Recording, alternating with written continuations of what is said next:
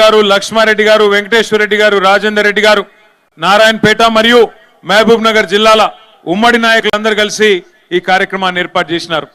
దాదాపు 4-5 కిలోమీటర్ల ర్యాలీ.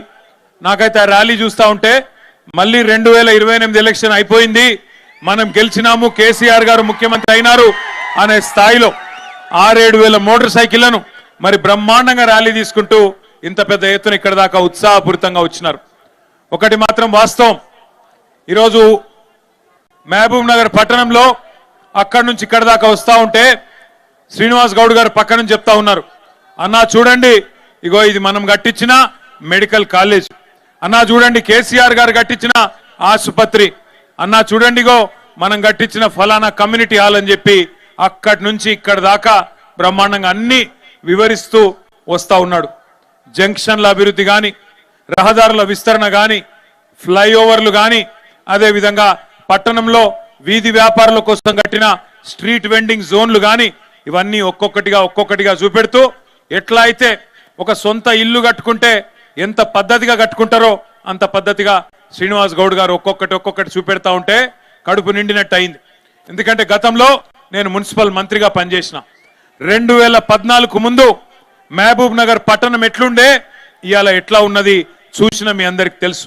ఒక మహబూబ్ నగరే కాదు, నారాయణపేట చూడండి, అట్లాగే వనపర్తి చూడండి, నాగర్ కర్నూలు చూడండి, ఈ జిల్లాలోని ఏ పట్టణమే చూడండి, గద్వాల్ చూడండి, ఏ పట్టణమే చూడండి, 14 ముందు ఎట్లుండే తెలంగాణ రాకముందు ఇవాళ ఎట్లా ఉన్నదో ఒక్కసారి జాగ్రత్తగా గమనించండి.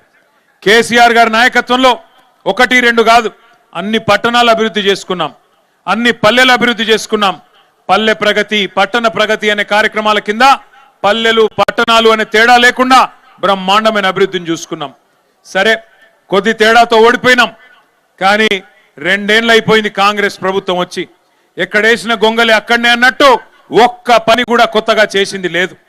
పల్లెల్లో కేసీఆర్ గారి నాయకత్వంలో ట్రాక్టర్లు పెట్టి, ట్యాంకర్లు పెట్టి, చెట్లు పెట్టి, ఇంటింటికి నల్లా పెట్టి, ప్రతి గల్లీలో వీధిల్లో స్ట్రీట్ లైట్లు పెట్టి, వైకుంఠ ధామాలు కట్టి, డంపింగ్ యార్డులు పెట్టి, పల్లె ప్రకృతి వనాలు కట్టి అద్భుతమైన అభివృద్ధిని కేసీఆర్ గారు చూపెడితే ఈ 2 ఏళ్లలో ట్యాంకర్లో నీళ్లు లేవు, ట్రాక్టర్లో డీజిల్ లేదు, కనీసం పైన పెట్టిన బుగ్గలు అవి కూడా వెలుగుతలేవు. ఇది వాస్తవం, మీకు తెలుసు.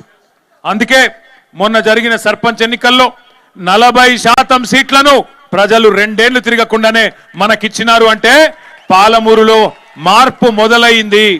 దానికి మొన్న మీరు చూసింది కేవలం శాంపిల్ మాత్రమే. రేపు మున్సిపల్ ఎన్నికల్లో కూడా మీకు కనబడుతుంది, తప్పకుండా కనబడుతుంది. ఎందుకంటే ప్రజలు అసంతృప్తిగా ఉన్నారు. ఎన్ని అబద్ధపు మాటలు చెప్పి, అడ్డగోలు హామీలు ఇచ్చి, నేను మీ పాలమూరు బిడ్డను, నన్ను ముఖ్యమంత్రి చేయండి అని చెప్పి డైలాగులు కొట్టి సెంటిమెంట్ పెట్టి ఇవాళ 6 గ్యారంటీలు 420 హామీలు ఇచ్చి గద్దెనెక్కింది కాంగ్రెస్ ప్రభుత్వం. కొలువు తీరిండు రేవంత్ రెడ్డి. 2 ఏళ్ళు అయిపోయింది. 100 రోజుల్లోనే 100 రోజుల్లో 6 గ్యారంటీలు అమలు చేస్తామన్నారు. మరి 2 ఏళ్ళు అయింది, ఒక్క హామీ అమలైందా సరిగ్గా ఒక్కసారి గుర్తు చేసుకోండి. కొత్తవి అమలు చేయడం దేవుడెరుగు, ఉన్నవి కూడా ఊడగొట్టినారు. కేసీఆర్ కిట్టు, కేసీఆర్ గారు ఉన్నప్పుడు ఒక ఆడబిడ్డ ప్రసూతి అయితే ఇంటికాడ బండెక్కించుకొని దవాఖానా తీసుకుపోయి మళ్ళీ బిడ్డ పుట్టినాక ఇంటికాడ దించిన సంస్కారవంతమైన ప్రభుత్వం. మగ పిల్లగాడు పుడితే 12,000,